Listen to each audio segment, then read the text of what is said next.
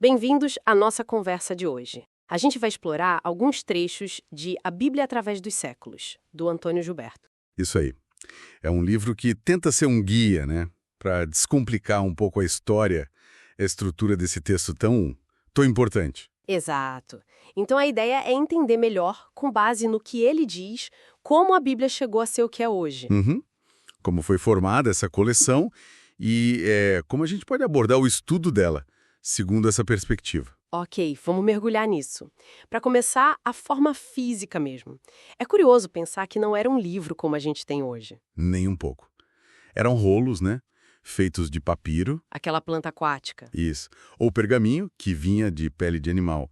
A própria palavra Bíblia, do grego biblos ou biblia, significava isso, uma coleção de livrinhos de rolos. E a grande mudança veio bem depois, né? Assim, com papel e, claro, a invenção da prensa de Gutenberg, lá por 1450. Que possibilitou o formato de livro que a gente conhece. Exatamente. E o fascinante é pensar como essa coleção de 66 livros, 66. escritos por uns 40 autores diferentes, sabe, ao longo de 1.600 anos. É muito tempo. Demais.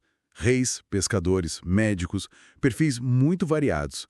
Como tudo isso passou a ser visto como uma unidade, tipo, o livro. E a fonte? O Gilberto, ele destaca o que sobre isso? Ele aponta que, apesar dessa diversidade toda, existe uma harmonia, um tema central que, na visão dele, é a figura de Jesus Cristo ligando tudo. Essa ideia de unidade, com tanta gente e tanto tempo, já faz a gente perguntar, como é que decidiram quais livros entrariam e quais ficariam de fora? Boa pergunta. E aí a gente entra na questão do cânon. Cânon, o que significa isso nesse contexto? Bom, a fonte explica que cânon, no sentido religioso, é tipo uma norma, uma regra, um padrão. Ah, entendi. E a formação desse cânon bíblico não foi algo de uma hora para outra. Foi um processo histórico. Um processo. Isso. A comunidade de fé, ao longo do tempo, foi reconhecendo gradualmente quais escritos eram, digamos, normativos, inspirados. E como foi isso para o Antigo Testamento? Para o Antigo Testamento, a fonte menciona figuras como Esdras e a chamada Grande Sinagoga, associadas a reunir e preservar esses livros. E o Novo Testamento? Já para o Novo, o reconhecimento foi mais gradual também, e depois consolidado em concílios da Igreja, tipo o de Cartago, lá por 397 d.C. Que listou os 27 livros que a gente tem hoje. Exato. E é importante que o autor faça uma distinção clara desses livros e os chamados apócrifos. Apócrifos. É a que a fonte define como não genuínos ou espúrios, escritos ali entre o Antigo e o Novo Testamento, e que não entraram no cânon hebraico, nem foram citados por Jesus, segundo o autor. Certo. E aí a gente chega num ponto que parece ser crucial para essa fonte. Sem dúvida. O que diferenciaria a Bíblia de outros livros?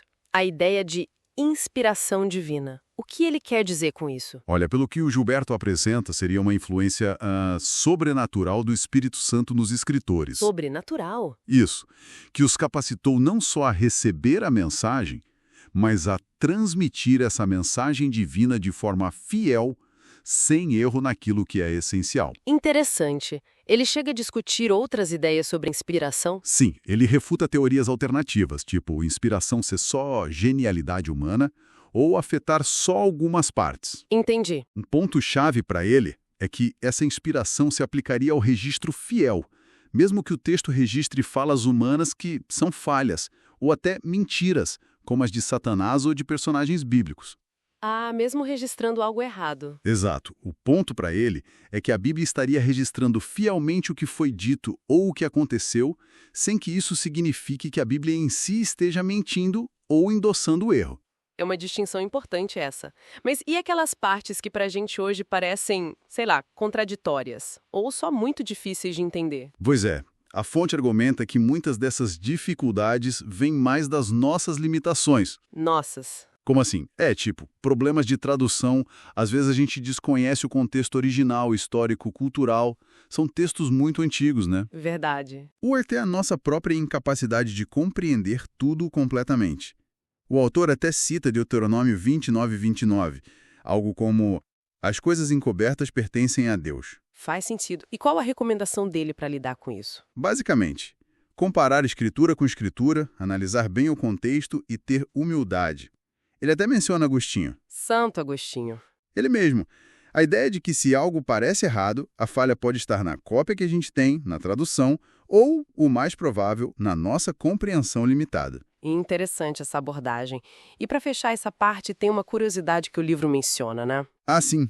Aquela da frase não temas. Isso, que apareceria 365 vezes na Bíblia. Uma para cada dia do ano. Será? Fica aí a curiosidade, né?